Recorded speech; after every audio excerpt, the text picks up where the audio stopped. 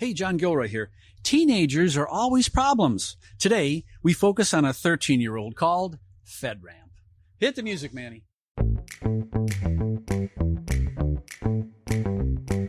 Welcome to the Federal Tech Podcast, the podcast that connects you to federal technology leaders. My name is John Gilroy, and I will be your moderator. Our guest today is James Leach, managing principal and co-founder of a company called ForTreum, F-O-R-T-R-E-U-M, and we are recording this at a place called Caboose Brewing in lovely downtown Vienna, Virginia. So, James, have you been here before? I have not, but given that it's off the WNOD trail, I live in Percival. It's just a short hop, skip, and a jump away. So, yeah, last fall we did an event here from Carousel. We had 20 companies that biked down to the brewery here, and we raised money for women in technology, and we biked back. So it's called bikeforyourbeer.com. I love it. Yeah, it's a great place. Kind of nice, relaxing place, especially on a Wednesday afternoon. Well, in the introduction, I had a kind of a facetious opening, talked about FedRAMP, F-E-D-R-A-M-P, and the people in the Washington, D.C. area probably know about it, and probably there are a lot of companies that know about it, and some need to put it more in perspective. So what I'm going to do is paint the big picture. What's this FedRAMP all about? Been around for 13 years. Why did it even start? And why should anyone even listen to this silly interview? Good deal. Well, thanks, John, for having me join the show. So FedRAMP, it's quite the gauntlet. Basically, it's addressing a pretty critical need in software delivered through the cloud. FedRAMP is required for any U.S. public sector consumption. It's been law since December of 2023. Any software cloud provider that wants to sell their offering to the government has to be FedRAMP authorized. So having been in the program since 2011, we've seen a lot. We've talked to thousands of CSPs in terms of their interest in pursuing FedRAMP, which is a cloud security standard, arguably one of the highest cloud security standards in industry. And one of the challenges that we've seen, there's different levels of maturity in terms of the CSP and success, but we've seen a lot of failure. And we're really trying to dig into, what are some of the reasons, what is the root cause analysis of why these cloud service providers are not successful in FedRAMP. And it's actually a little more complex than you think. It's not just the government's fault. That's an easy pointer there. It's also the cloud service providers' challenge from an organizational maturity. So looking to just provide some perspective on that, and hopefully we can help you out and avoid some of those pitfalls. Well, there's nothing wrong with failure. I was at a space and satellite event 2 weeks ago, and I met a gentleman whose title was Chief Failure Engineer. They would test rockets, and the rockets would fail, and they would correct them, and they'd try them again. They'd fail, and they'd correct them, and sooner or later they figured it out. And so failure is not always bad, and I think the lessons you can learn is very good. And you've done this for 13, 14 years now, so you have a pretty good idea. So let's say we're a company and we want to start the FedRAMP process. So itty bitty steps. What happens is we'd call up a company and have someone come on and help us, or we go to a federal website and look what the requirements are. What's the first baby step? So the federal government, the FedRAMP PMOs put together third-party assessment organizations.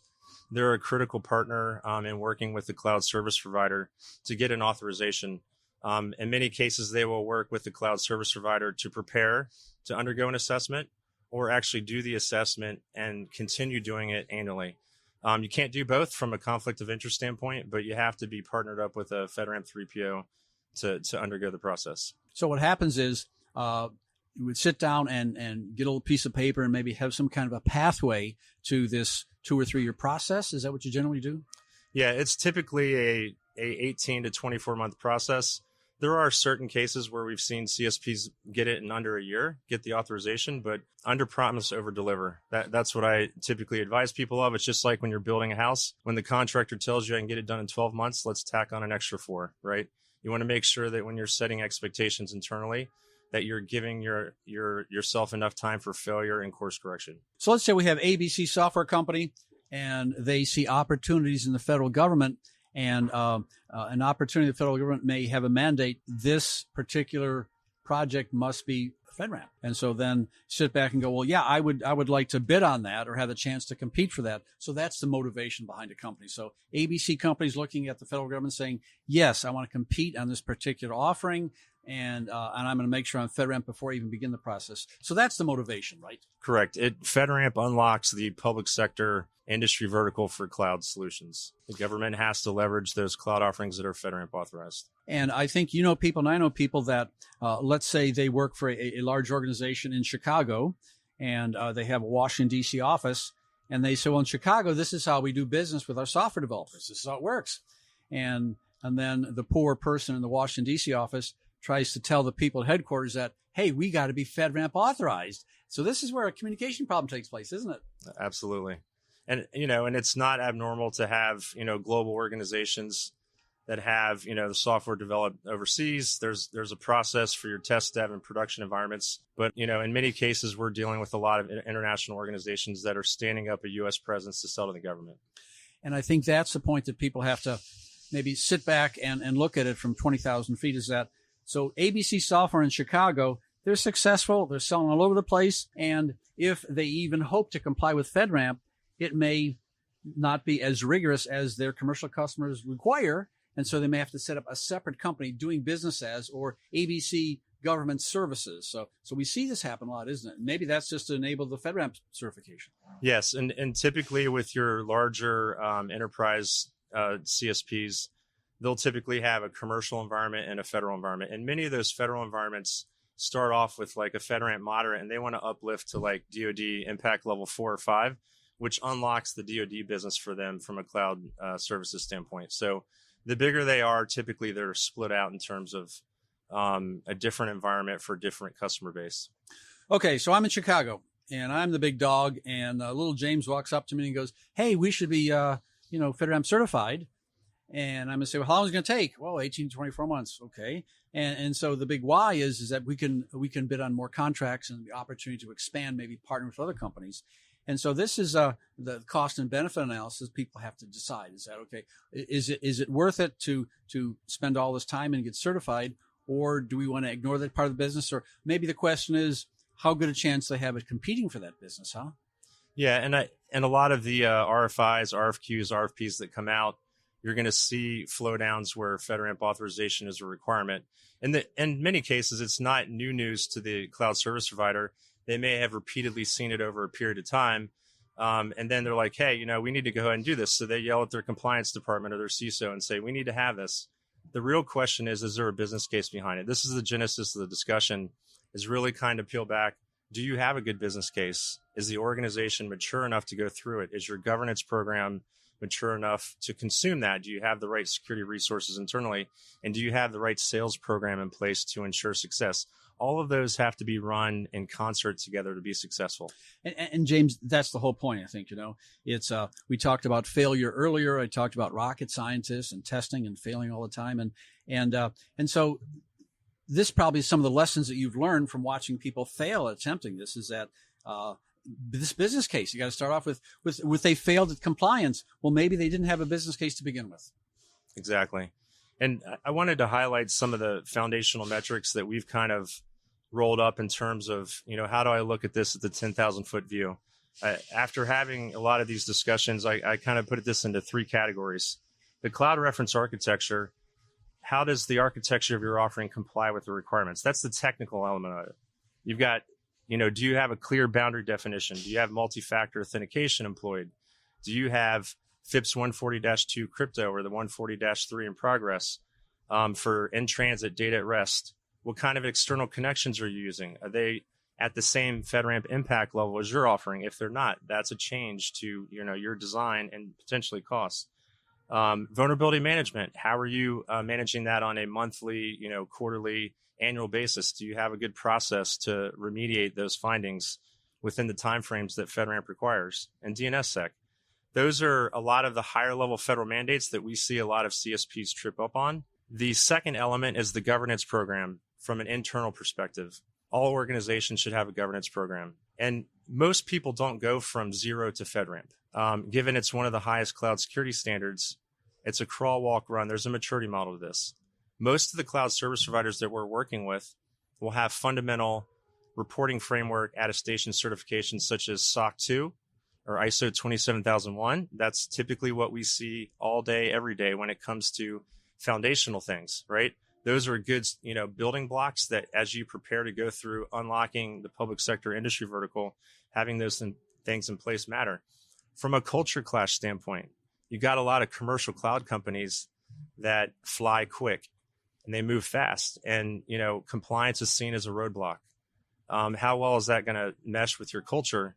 And if you're trying to do FedRAMP day one, you're going to have a very difficult time to do that. So when we have conversations with CSPs, that's an important element. I'm peeling back the onion on your governance program. Not only have you been through those, do you have a dedicated security team? Do you have a security, like a GRC compliance manager or director? Do you have a CISO dedicated for security support, risk management for your company? Those, again, are indicators of success. And lastly, we have the sales program. The sales program, I think, is the most overlooked area. It's easy to point the finger at the government and say, hey, the program's broken. I've gotten my authorization. It doesn't work. But in reality, what I'm finding through a lot of these conversations, I wish I could have talked to you 2 years ago. There's been cloud service providers that have went through the FedRAMP process. The governance program was okay. The cloud reference architecture was okay. But in the end, they didn't have the sales organization scaled at the right time to build the right runway to successfully sell. And they ran out of money. We don't want to see that. We want to make sure that people are educated up front, that they understand that these three elements are critical. They all run in parallel, right? And that's an important element to consider when you're looking at FedRAMP. I do research for all my podcasts. I read and I talk to people. I listen to podcasts and I go to YouTube. And so you folks, FORTRE, you got a couple YouTube videos, huh? Yes, we do. We're trying to dispel some of the myths around FedRAMP. As painful as it is, we're trying to make it a little bit easier. So are you the star of the latest video? I'll put a link in the show notes to this one. So what do you talk about anyway? I don't know if I'd go that far, but definitely trying to provide some value. Yeah. Sometimes it's nice to get overview and sometimes you get too much in the weeds, you get an overview. And I think a lot of YouTube videos talk about that and they help understanding. And I was watching some YouTube videos this morning and they were talking about this and compliance. And then they talked about ROAR. I said, what? And they said, no, RAR or ROAR. So what is it? ROAR or RAR? What is it anyway? So RAR is the FedRAMP readiness assessment. It's a gate that was put in place to validate a certain level of maturity within the CSP prior to getting an authorization. And it actually was a good move on the FedRAMP PMO's part because there were so many authorizations going through when the program started and they all failed. So they're like, what is the root cause behind it? So they rolled up the root cause into the FedRAMP RAR. That's where it came from. Okay, we got 18 to 24 months, and that's really, it's like horseshoes and hand grenades. It's really kind of rough there.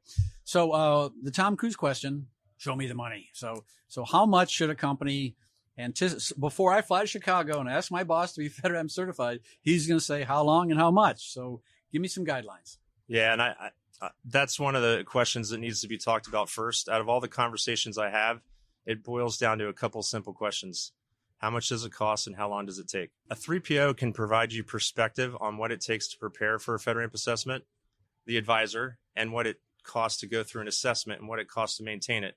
The one part that you're not going to know is if you do a gap assessment in the beginning and there's some architectural deficiencies flagged, what does it cost for the CSP to fix that? So a FedRAMP 3PO good partner will give you the perspective of advise and assess only from a budgeting standpoint, but the CSP needs to go through the gap to understand the impacts. That completes the puzzle. Many of the CSPs out there on the smaller side to mid, you're looking at $500 to $1 million or greater. The mid to upper tier can spend, $1 million to $5 million to go through an authorization. So that's sticker shock. Look at all the certifications, authorizations out there. That's not the norm, right? So what you really have to do is get back to what does a good sales multiple look like for the organization? Because hey, if it costs me $1 million to build this FedRAMP authorized system and I've got $10 million in business pipeline, that's called a good business case, right? Some of the multiples that I like to highlight, 1 to 2x, which would be like $1 to $2 million in business opportunity for $1 million in cost to build. I would consider that more on the poor side of a business case. 3 to 4x, 3 to 4 million in business opportunity versus the million spent gets better. 5 to 10x or greater, which I see a lot of as well. That's a no-brainer. It's time to invest, right? So you really have to work this back to, the federal government is one of the largest purchasers of IT in the world, right? There's a lot of money to be made. However, you got to pony up to play ball. I live in a small town. They have an ice cream shop called Grudo's. And last year, the guy bought a food truck, Grudo's little ice cream truck. And he's just a little, 2-man shop or something. But he had to have a business case for that. He said, look, I'm going to spend $80,000 on this truck, and we're going to go to events around town and sell ice cream, and he's going to make $100,000 on it. But it's just business 101. I mean, I think FedRAMP is very complicated, and there's a lot of regulations, and it's difficult, and there's different levels. But you got to start off with the business case of, okay, if we're going to invest in this, what is the sales program to justify it? And Correct. And I think so many people I've talked to and so many articles I've read about this is they want to get drilled down into the individual FIPS protocol and FIPS 104. And no. Before you talk about FIPS, before you talk about, moderate, talk about the business case. And Right. that's the real hang up there. Absolutely. And that's what needs to change. Walk in the shoes of the customer, trying to understand at the end of the day, they're in the business to move forward and make money. And if you don't help them solve that case, I've had countless conversations, many years in the makings, not come to fruition because the business case was not justified. Even more reason to talk about that up front. So if you were to call me and ask me questions about FedRAMP, that's where we're going first. Now, from 20,000 feet here, so you have to be selling to a federal agency before you ever start this program. And generally speaking, you may have to have a sponsor within the agency for that. So it may be difficult for a company that is in the Midwest that has never dealt with the government before. It's just to waltz in and start this process, isn't it? Yeah, and I actually have a couple of use cases I wanted to share with me. the audience. All right. So we have a certain segment of the CSPs that call in that are single-threaded on a business case. For example, I have one deal at the VA. It's a pretty good one, but I want to go through the FedRAMP process. That's great, but let's take a step back and think about, the business multiple and the likelihood of you being successful. I'm going to put that at a pretty poor business case score because you're single-threaded. And if that opportunity does fall through and you're already advancing with building out your FedRAMP compliant offering, you don't have a lot to lean on. So, James, you may say, no, ABC, you're not a good candidate. You may tell them no. I mean, that's the right answer. That's It the really right is. answer. Yes. Yeah. And as and I will give some exceptions to that. From a healthcare industry, there are medical device providers that may do a significant amount of work for the VA or HHS. There are exceptions to the rule, right? Where that's really all they would sell to anyways, and they have such a big footprint within the agency, it may make sense. But I'm going to tell you, just from a business score metric, I'm going to rate that as a poor business case. As we elevate to another option, I talk to other CSPs that have on-premise to cloud offerings. We actually just had a conversation before the podcast about that. Right. That's a great position to be in terms of a maturity model. You may have existing business within the federal government. They're consuming your offering. An on-prem environment does not require FedRAMP because it's not a cloud system. So what's happening with a lot of CSPs in this bucket, they have existing federal business.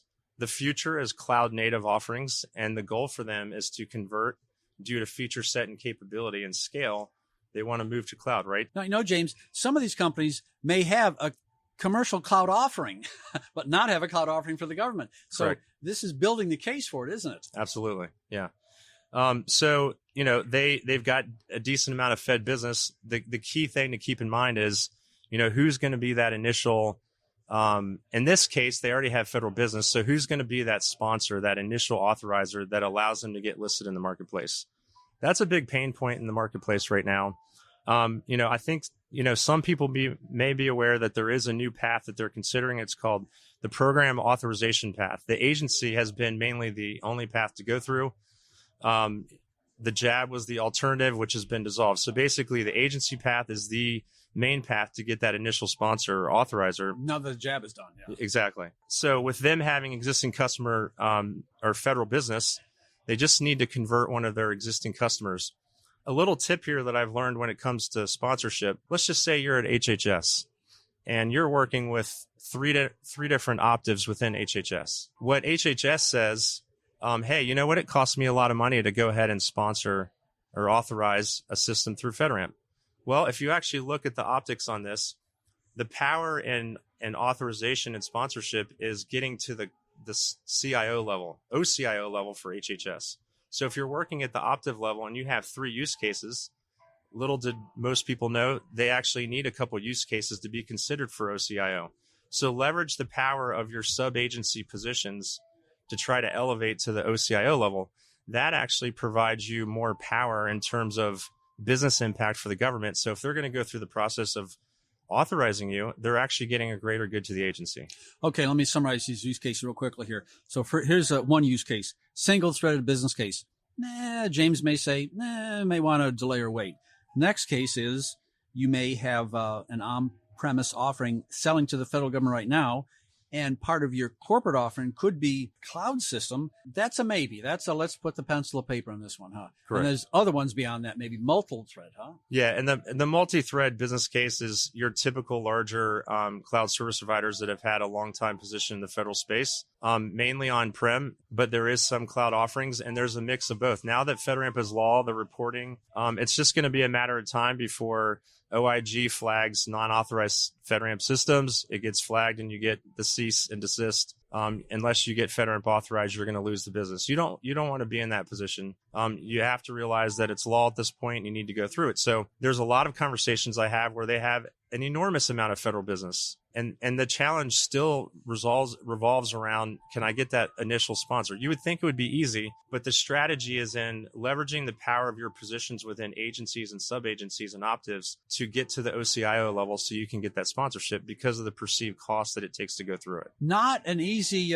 pull. No. Difficult pull. And it's got nothing to do with James. It's got everything to do with relationships that have been formed over the years, huh? Absolutely. So what challenges do you see in the future for people wanting to comply with FedRAMP? I think in general, you need to pay attention to costs. You need to pay attention to your sales org, the technical implementation. It's a lot easier to build something by design than it is to bolt it on, after the fact. Security by design is really important. There's a lot of elements that I kind of rolled up earlier in terms of your cloud reference architecture, your governance program, and the sales org. All those are important elements, and considering whether it's important to go through now. And in many cases, we have the conversation. It's a discovery conversation. You get the budget for it. You know the timeline. And you go, you know what? We're better served doing a SOC or ISO leading up to going into the space. We're going to come back around when the timing's right, when we can invest the right resources into sales to make sure we're going to be successful. And most importantly, from a board level, you need the buy-in from them to get the investment. I do research on all my guests, and I went to FORTREUM.com, and you have some remarkable growth statistics there, don't you? Now, I'm going to talk about 3,831% growth in 3 years. Is that what you guys are doing? Well, we're grateful for the employee base and the community, working with economic development, the FedRAMP program. We've been in the space a long time, and we feel honored to be recognized for the recognition. So years and years of throwing mud against the wall, and finally it sticks. But it takes a long time to get that kind of reputation, especially for something as serious as FedRAMP. Now, my open here with this interview was rather silly, I think, but it's a very serious process. And I think you have to deal with a company that's going to give you an honest evaluation. They may say, Company A, nope, not going to do it. Company B, maybe. Company C, got to develop your relationships and we can move on. But it's not as technical as you might think. I mean, I've heard people going, oh, there's this condition and that and tips and this. But no, I think it's business case and relationships, and then good things happen. That's it, John. Good. Well, I'd like to thank my guest, James Leach, Managing Principal and Co-Founder of FedRAMP.